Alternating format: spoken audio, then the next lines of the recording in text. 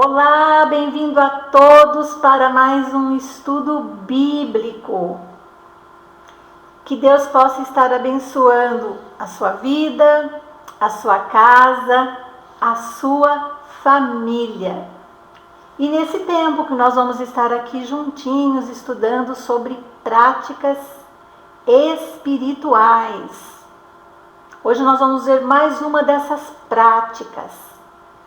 Então você pega aí a sua Bíblia, seu caderno para você ir fazendo as suas anotações. E se você tiver alguma dúvida, na medida em que eu estiver repartindo com você esse estudo, é só você ir colocando aí que eu vou estar respondendo para você. Tudo bem? Então vamos lá. Tem um versículo na palavra de Deus que fala um pouquinho sobre essas práticas. E eu quero compartilhar com você. Está lá em 1 Timóteo, no capítulo 4, no versículo 8, que diz assim: pois os exercícios físicos têm alguma utilidade, mas o exercício espiritual tem valor para tudo, porque o seu resultado é a vida, tanto agora como no futuro. Precioso e nos ajuda muito, né? Então vamos para o estudo, que é da prática da restauração. Vamos lá então. O que é a prática da restauração? É a arte de nos colocarmos como vasos de barro, de forma contrita, nas mãos do divino oleiro, que é Deus. E essa forma contrita, na verdade, tem a ver com aquela entrega arrependida, do verdadeiro arrependimento nas mãos do Senhor, não é? E essa comparação, né, entre vasos de barro nas mãos do oleiro e essa restauração. Então, por que nós somos comparados a vasos? Primeiramente, porque nós servimos para armazenar algo. E também porque nós somos compartimentos exclusivos. Para nos ajudar, tem um versículo lá em 1 Coríntios, que é o 19, que diz assim: será que vocês não sabem que o corpo de vocês é o templo do Espírito Santo que vive em vocês e lhes foi dado por Deus? Vocês não pertencem a vocês mesmos, mas a Deus. Que coisa maravilhosa, né? Nós somos templo do Espírito Santo. Isso é muito maravilhoso da parte do Senhor, né? Porque Ele nos compara assim, para armazenar e compartimentos exclusivos. Porque os vasos, antigamente, eles eram muito usados para armazenar coisas importantes, como água, como alimentos, né? E ainda olhando para a palavra de Deus, eu quero falar um pouquinho sobre essa expressão vaso da restauração, vaso de barro e do oleiro, tá? Então vamos lá. Então, diz assim: por que nós devemos ser esses vasos de barro nas mãos do Senhor? Então vamos lá. Falando mais sobre o barro em si. Porque o barro, ele é uma substância frágil, moldável e que ainda não tem forma. Então, é assim que nós devemos nos apresentar perante o Senhor, né? Então, de que forma? Frágeis, moldáveis e sem forma. Os geólogos, eles afirmam que há mais de 200 tipos de barro, mas na verdade somente 8 de todos esses tipos servem para a moldagem de vaso, para poder trabalhar com ele. E é interessante porque a escolha do barro, ela influencia muito no tipo de barro que o oleiro quer fazer. Então ele vai lá, ele olha o barro que ele deseja e o processo já começa aí. Que o barro, ele é na verdade amassado, pisado, para que a princípio aquela massa fique uma massa boa de se trabalhar, limpa, porque à medida em que o barro vai sendo trabalhado, vai se notando ali as impurezas, as pedrinhas, não é? Os bichinhos que porventura tenha, as folhinhas. Então já começa aí. Ele escolheu o barro, ele já começa esse trabalhar antes do barro ser levado para realmente se tornar um vaso. Então, por que nós devemos nos apresentar assim nas mãos do Senhor? Primeiramente, frágeis, para que nós possamos entender que nós dependemos dele sempre, em todo momento. Precisamos reconhecer isso da parte do Senhor. Moldáveis, para que nós venhamos receber e aceitar o que? As correções que o Senhor nos fizer. Estarmos abertos para que o Senhor possa trabalhar na nossa vida.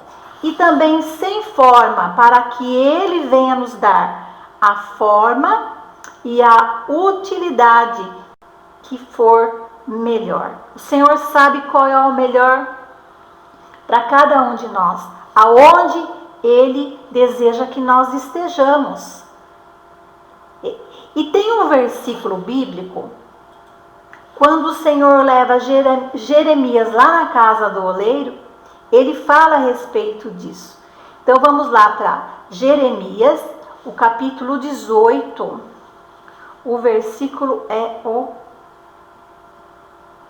5 e 6, que diz assim, o Senhor falando com Jeremias: Aí o Senhor me disse: será que eu não posso fazer com o povo de Israel o mesmo que o oleiro faz com o barro? Vocês estão nas minhas mãos, assim como o barro está nas mãos do oleiro.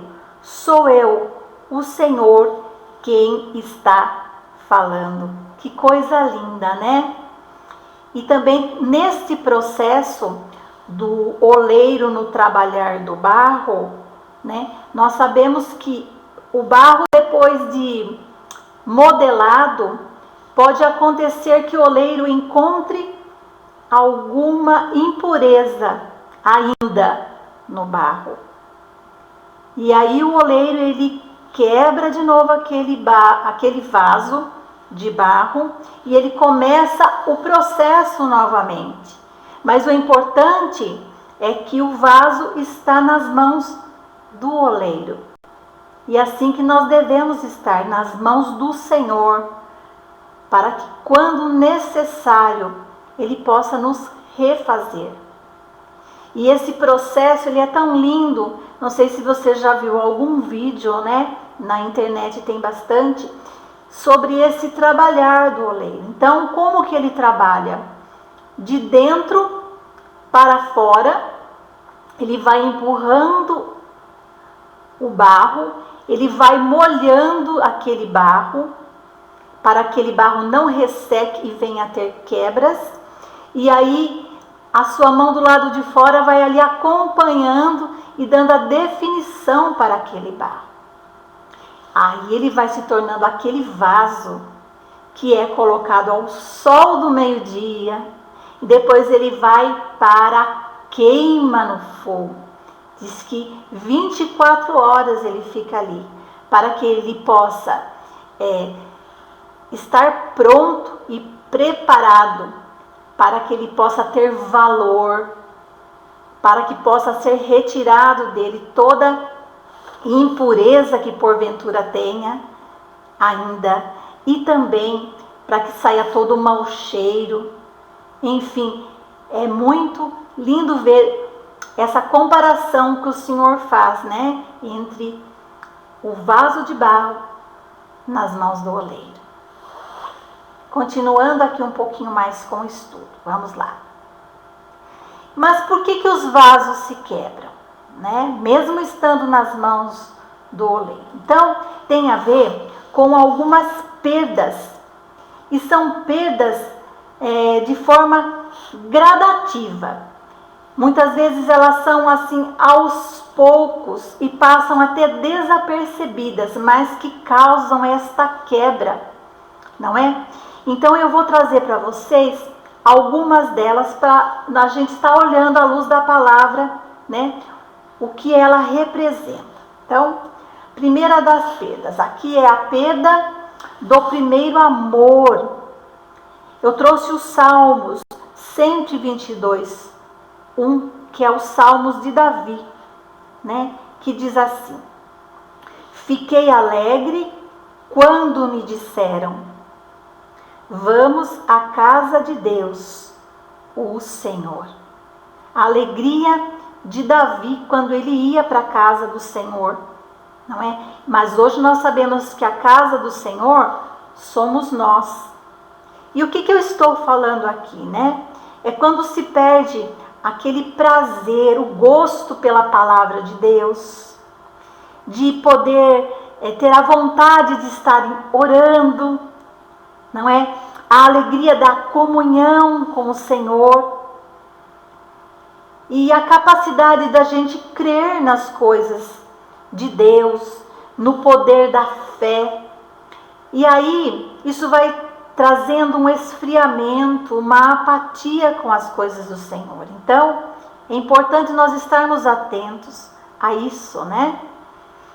Uma outra perda tem a ver com a perda das obrigações morais. E o versículo está lá em Romanos, no capítulo 12, o versículo 2. Que há uma instrução para nós, que diz assim: não vivam como vivem as pessoas deste mundo, mas deixem que Deus os transforme por meio de uma completa mudança da mente de vocês. Assim vocês conhecerão a vontade de Deus, isto é, aquilo que é bom, perfeito e agradável. Aqui nós estamos falando quando as pessoas elas acham que não precisam mais seguir os mandamentos do Senhor, que isso já desobriga a pessoa de poder realmente fazer das coisas de Deus algo importante para a sua vida.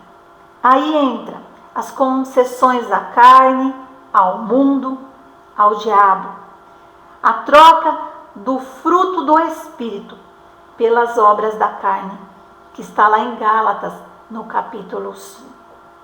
Uma outra perda também, né, que nós vamos ver, que fala sobre a perda da pureza doutrinária. Vamos lá para João, capítulo 1, o versículo é o 14. Diz assim: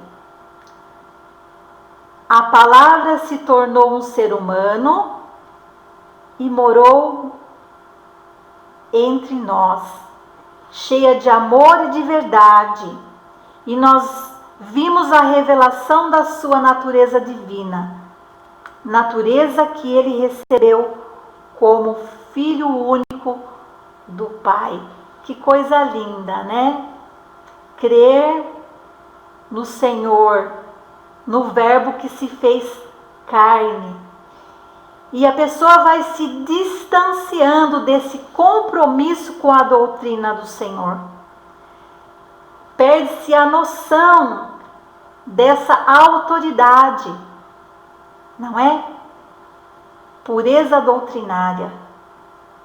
Tem mais uma que é a perda do senso de dependência que está lá em João, no capítulo 15, versículo 5, falando do Senhor, né?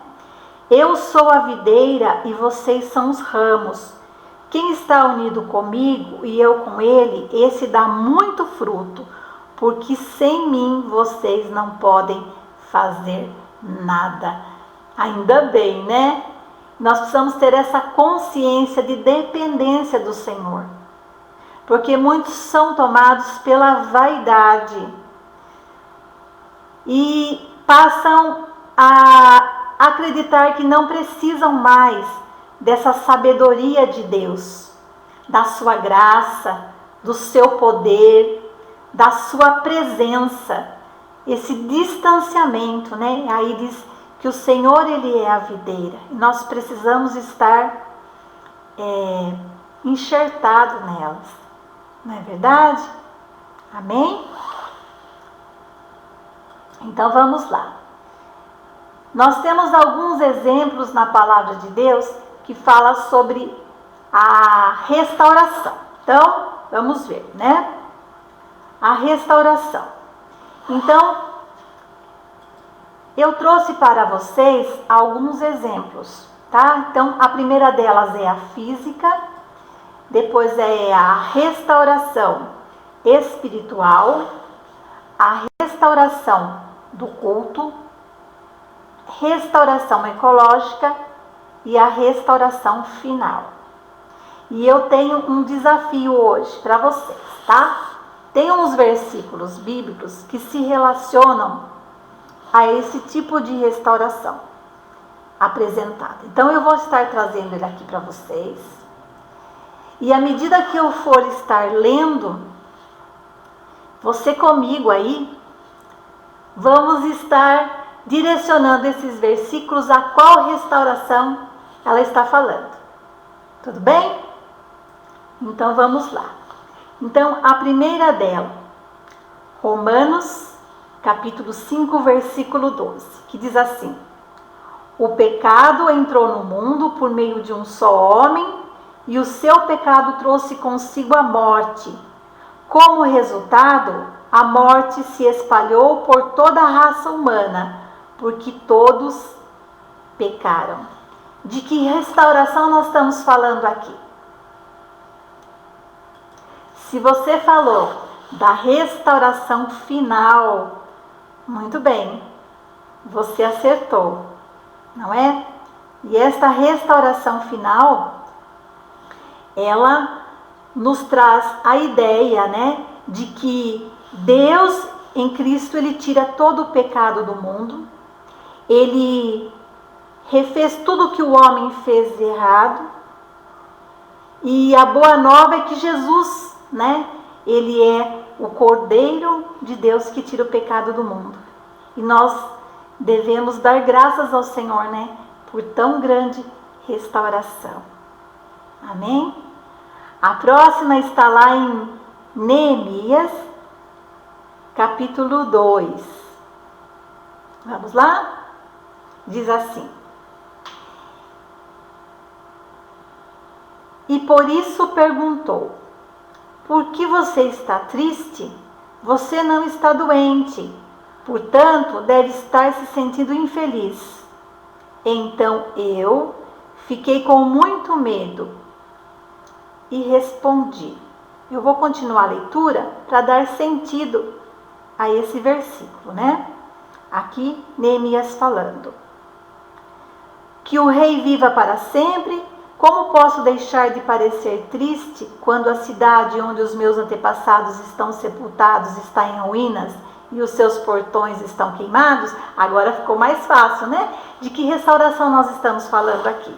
Se você disse que é da restauração do culto, é isso mesmo, certinho, a restauração do culto. Deus restaura o altar, o tabernáculo, o templo, os muros e a cidade de Jerusalém, as tribos de Israel e a glória de Jacó. Não é? Essa passagem é bem conhecida. Agora nós vamos para 2 Pedro, capítulo 3, o versículo é o 13. Vamos lá para a leitura. Diz assim: porém Deus prometeu, e nós estamos esperando um novo céu e uma nova terra, onde tudo será feito de acordo com a vontade dele. Aqui ficou fácil, né?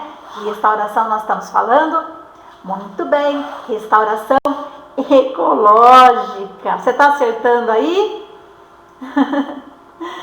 Restauração ecológica. Deus restaura o planeta que o homem poluiu e parcialmente estragou, e criou um novo céu e nova terra. Redime a criação do cativeiro da corrupção para a liberdade da glória dos filhos de Deus. Tem mais versículos, né, irmãos? Mas esse é pelo menos um deles, né? Muito bem. Agora nós vamos para mais uma leitura que está lá em Isaías, no capítulo 38, o versículo é 16, que diz assim: ó Senhor, é por causa das coisas que tu fazes que todos nós vivemos, e eu também estou vivo por causa delas. Dá-me saúde a fim de que eu viva. Aí tá fácil, né? Nós estamos falando da restauração física. E agora sobrou só mais uma leitura, né? Que está lá em 1 Coríntios, no capítulo 15, o versículo é o 42 e o 43, que diz assim: pois será assim quando os mortos ressuscitarem. Quando o corpo é sepultado, é um corpo mortal, mas quando for ressuscitado, será imortal.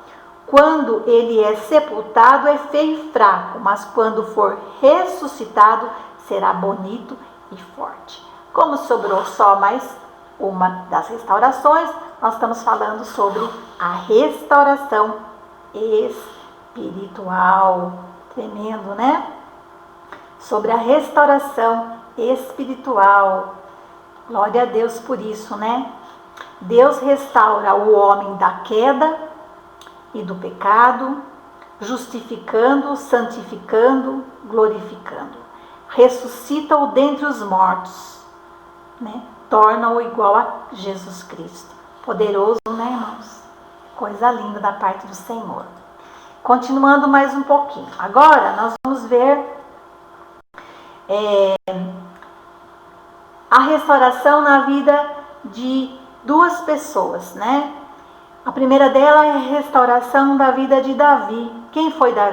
Né? Davi foi o homem segundo o coração do Senhor, e é atribuído a ele 73 dos 150 salmos. E ele foi alguém que teve uma carreira bem sucedida. Ele era admirado pelo povo e tinha um caráter muito especial. Mas houve um tempo na vida de Davi que houve uma queda, né? Então vamos ver aqui a queda. E houve na vida de Davi o adultério com Batseba, mulher de Urias. Houve na vida de Davi a culpa pelo assassinato do soldado Urias. E houve também na vida de Davi essa dissimulação, quando ele quis justificar a morte de Urias, né? O soldado Urias, ele fazia parte da guarda especial de Davi, era um dos seus valentes, né? E essa história mudou muito a vida de Davi por um longo tempo. Então tem uma leitura que eu convido a você a abrir a Bíblia, que está lá em 2 Samuel, no capítulo 12, o versículo é o 9. Amém? Então eu vou estar fazendo a leitura. Diz assim: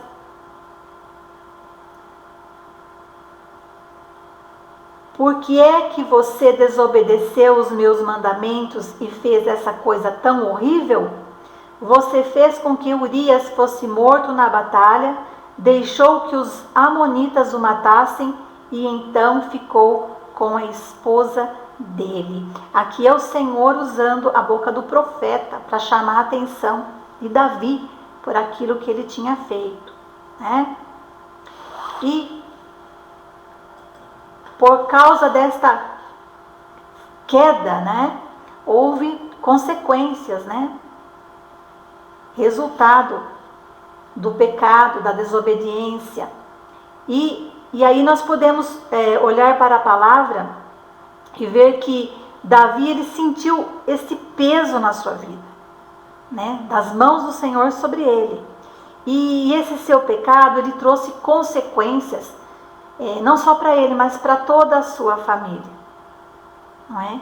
Nós estudamos um pouquinho sobre Davi e a sua negligência, principalmente na sua família, né? Já tinha uma palavra de Deus sobre a vida de Davi, né? Então vamos estar lendo aqui agora Salmos 32:4, que diz assim: Davi: de dia e de noite tu me castigaste, ó Deus, e as minhas forças se acabaram como o sereno que seca no calor do verão. A tristeza, né, no coração de Davi. E aí em 2 Samuel, no capítulo 12, o versículo 10 ao 12, diz assim: portanto, porque você me desobedeceu e tomou a mulher de Urias, sempre alguns dos seus descendentes morrerão de morte violenta. E também afirmo que farei uma pessoa da sua própria família causar a sua desgraça. Você verá isso quando eu tirar as suas esposas e as der a outro homem, e ele terá relações com elas em plena luz do dia. Você pecou escondido, em segredo, mas eu farei com que isso aconteça em plena luz do dia, para todo o povo de Israel ver. Então, e essa consequência realmente passou pela família dele, pelos filhos, né?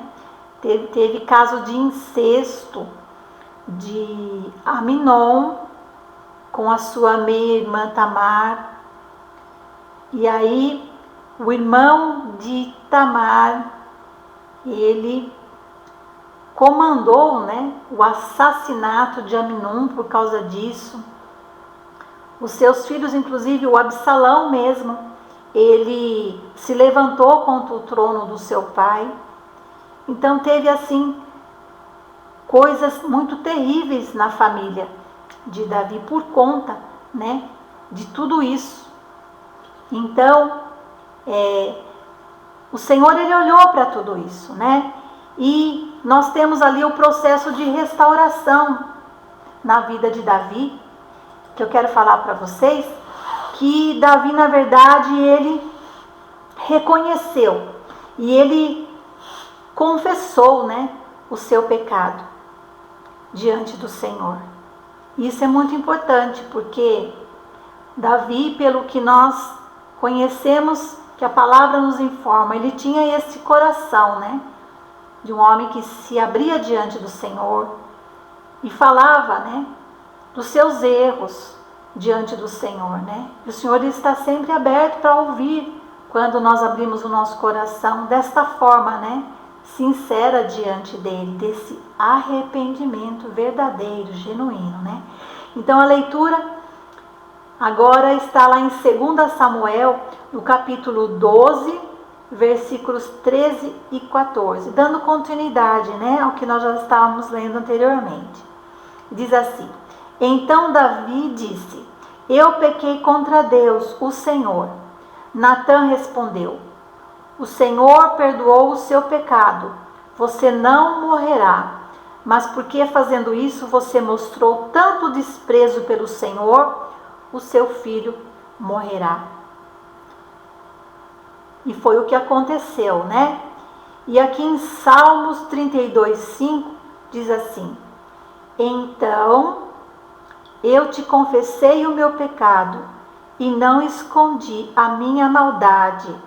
Resolvi confessar tudo a ti e tu perdoaste todos os meus pecados, né? Quando nós abrimos o nosso coração para o Senhor, Ele nos dá a convicção de que nós somos perdoados. coisa maravilhosa, né? Nós podemos ter esse Deus tão grande na nossa vida, que pode nos ajudar, a nos levantar, a nos refazer. Não é verdade? E também, nós olhando para a vida aqui de Davi, né? Ele suplicou ao Senhor nesse processo de restauração, né? Suplicou misericórdia, perdão e purificação de todos os seus pecados. Então nós vamos lá agora para a leitura, né, da palavra do Senhor, que está lá em Salmos 6, não é? Vamos lá, um momentinho. Salmos 6, versículo do 1 ao 3, que diz assim: Ó Senhor Deus, não me repreendas quando estiveres irado, não me castigues no teu furor. Tem compaixão de mim, pois me sinto fraco. Dá-me saúde, pois o meu corpo está abatido e a minha alma está muito aflita. Ó Deus, quando virás me curar? Desespero dele, né? De estar distante do Senhor. E é assim, né? A presença do Senhor em nós nos traz, mesmo em tempos difíceis, a calmaria, porque o que importa é que Ele está conosco, né? E esse era o estado de Davi. E também os Salmos 51, do 1 ao 3. Ele declara assim: Por causa do teu amor, ó Deus, tem misericórdia de mim, por causa da tua grande compaixão, apaga os meus pecados, purifica-me de todas as minhas maldades e lava-me do meu pecado, pois eu conheço bem os meus erros e o meu pecado está sempre diante de mim. Contra ti eu pequei, somente contra ti, e fiz o que detestas. Tu tens razão quando me julgas e está certo quando me condenas. Olha, né? É muito bom a gente refletir à luz da palavra, não é? Confessar ao Senhor. O julgamento do Senhor é perfeito e Ele quer o nosso bem. É algo dolorido, é um processo que às vezes nos causa a natureza nossa, né, exposta. Mas como nós declaramos aqui, precisamos depender do Senhor na nossa fragilidade. Como nós declaramos aqui, nós precisamos deixar o Senhor nos moldar, reconhecer, né, quem nós somos e dar a forma que Ele quer. Olha Davi, um rei, né, uma posição onde ele estava, onde ele foi colocado pelo Senhor, de onde dependiam tantas outras pessoas ali, né, do governo, sobre o governo de Davi. Então, algo assim, onde o Senhor o colocou, é onde o Senhor o queria, né? Então, faz a gente pensar nisso, né? E a palavra nos ajuda em muito. Muito bem. Então, diz assim, que depois de 10 anos somente, né? Não foi algo assim rápido. Diz assim, que depois desse período, ele recuperou o seu prestígio, a autoridade, o trono e principalmente a comunhão com o Senhor, né? E tem um versículo que está lá em Romanos, no capítulo 5, no versículo 20, que essa experiência que ele teve, ela abundou, né? Que diz assim, onde abundou o pecado, superabundou a graça. E os 2 versículos que nós vamos estar lendo, está lá em 1 Crônicas, no capítulo 28, versículos 5 e 6, que diz assim, né? Davi falando a respeito do Senhor. Ele me deu muitos filhos, e entre todos estes escolheu Salomão para governar Israel, o reino do Senhor. E Davi continuou, Deus me disse: o seu filho Salomão é quem irá construir o meu templo. Eu o escolhi para ser meu filho e serei pai dele. Olha aí, né? O Senhor trazendo as coisas em ordem, né? Na vida de Davi. E diz também ali em 1 Crônicas, ainda no capítulo 29, no versículo 28, diz assim para nós hoje. Ele, né, falando de Davi, ele morreu bem velho, rico e respeitado.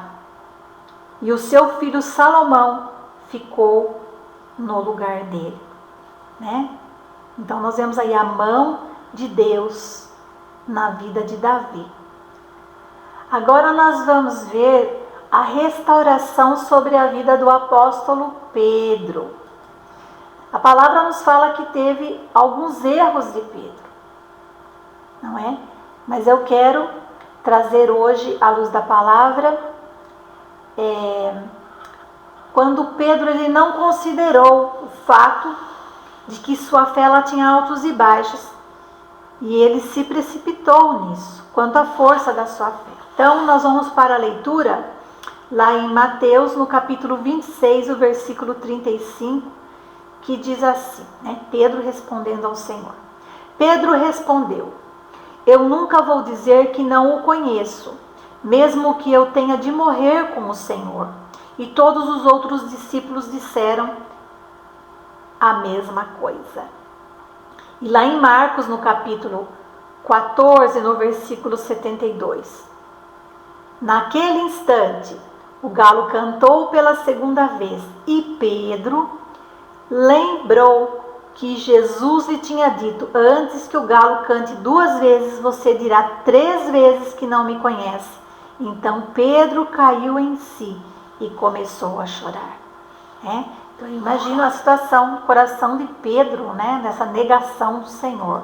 Mas no processo de restauração de Pedro, nós podemos ver que a sua restauração ela aconteceu a menos de 40 dias depois da ressurreição de Jesus, onde Pedro ele foi assim curado, foi restaurado novamente para o apostolado, né?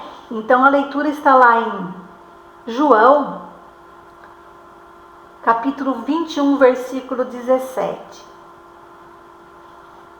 que diz assim: pela terceira vez ele lhe disse: Simão, filho de João, você me ama? Pedro ficou magoado por Jesus lhe ter perguntado pela terceira vez: você me ama? E lhe disse: Senhor, tu sabes todas as coisas e sabes que te amo. Disse-lhe Jesus: cuide das minhas ovelhas. Né? Num cenário idêntico ao seu chamado, para que ele possa ser pescador de homens, que foi há cerca de 3 anos antes, né? Que está lá em Lucas, no capítulo 5. E ali na praia, depois da pesca maravilhosa, depois da refeição, Jesus se encontra com ele, né? E conversa com ele. E Pedro lhe declara em alta voz esse seu amor pelo Senhor, né? E vem de encontro esse versículo que nós acabamos de ler aqui, de João, do capítulo 21. Muito bem. E há um caminho de restauração, né? E esse caminho a ser percorrido.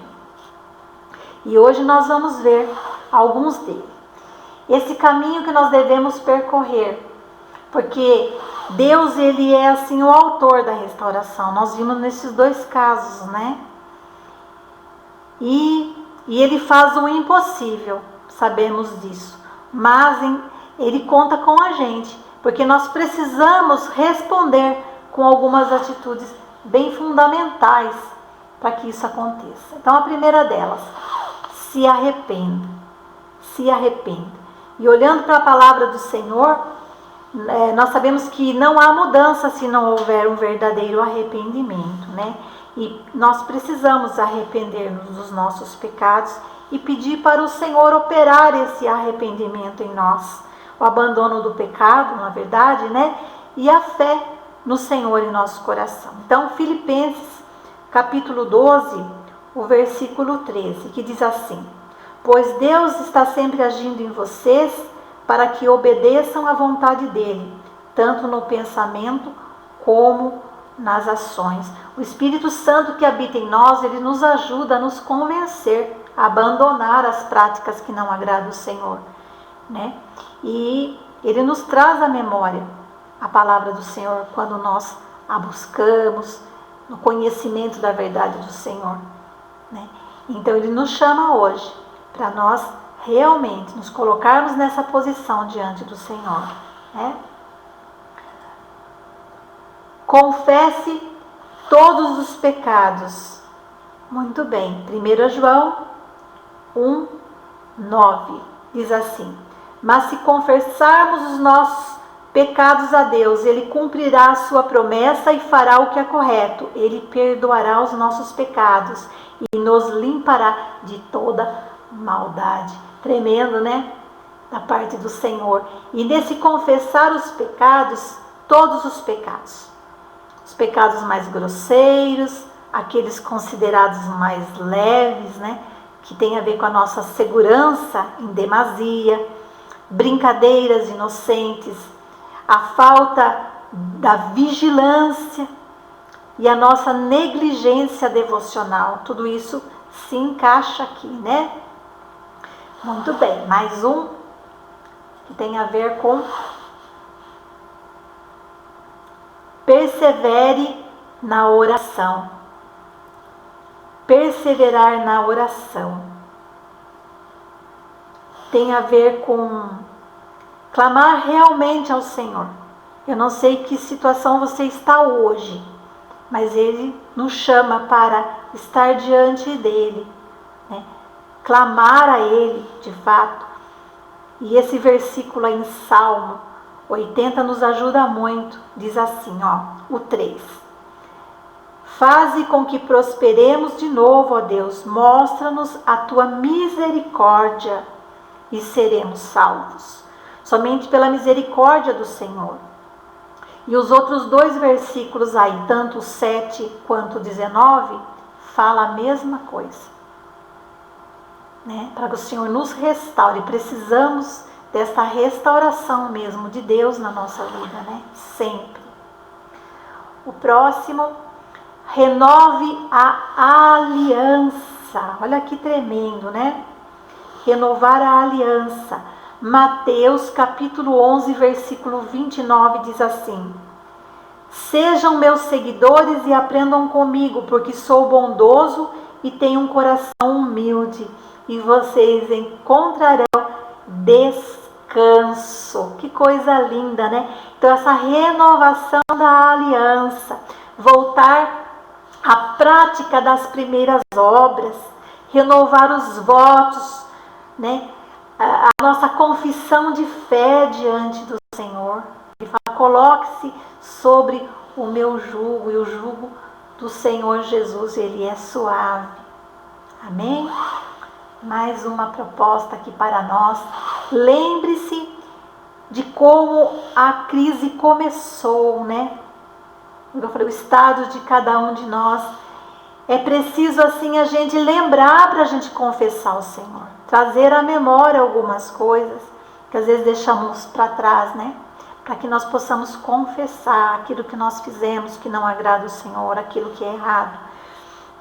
E a leitura está lá em Apocalipse, no capítulo 2, o versículo 5, que diz assim: lembre-se do quanto vocês caíram, arrependam-se dos seus pecados e façam o que faziam no princípio.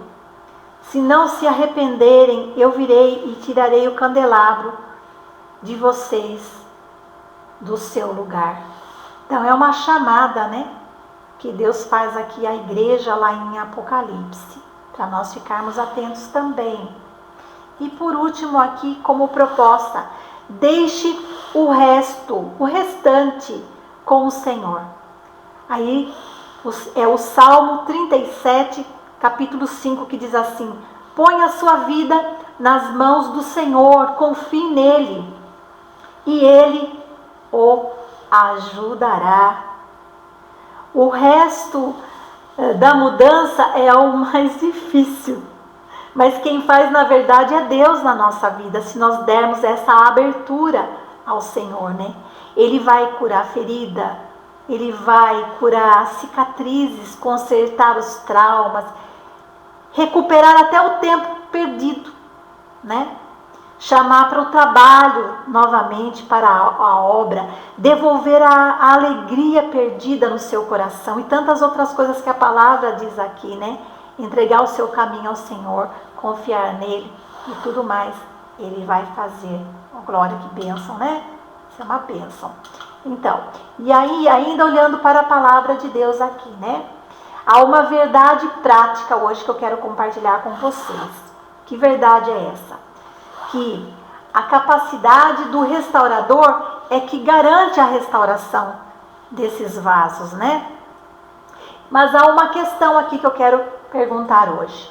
Você conhece e confia no restaurador? Pois bem, não importa o tamanho do estrago, não é? Ou as diferentes áreas em que ele ocorreu na sua vida. Pois quando nós olhamos aqui para a história da redenção, né, notamos o poder sem medida do restaurador. O processo ele é difícil, mas o resultado será glorioso. Faça uma humilde súplica ao Senhor hoje. Peça para Ele te restaurar.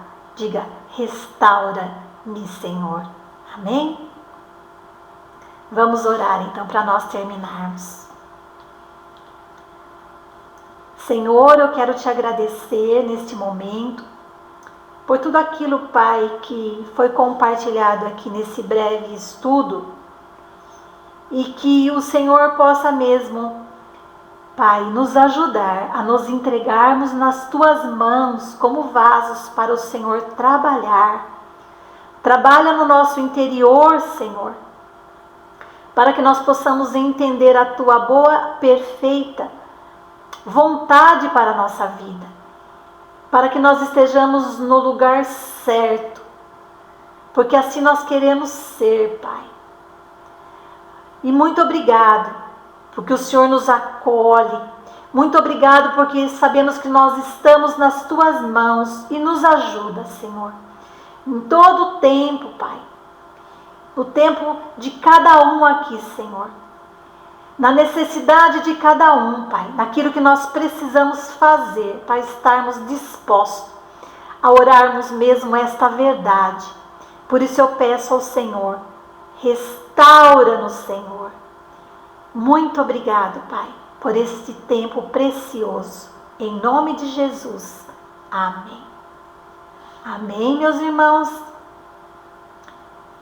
Espero ter ajudado a você e que Deus continue te abençoando, viu?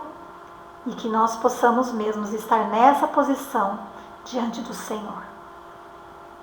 Fiquem na paz do Senhor, se Deus permitir, até o nosso próximo encontro. A paz.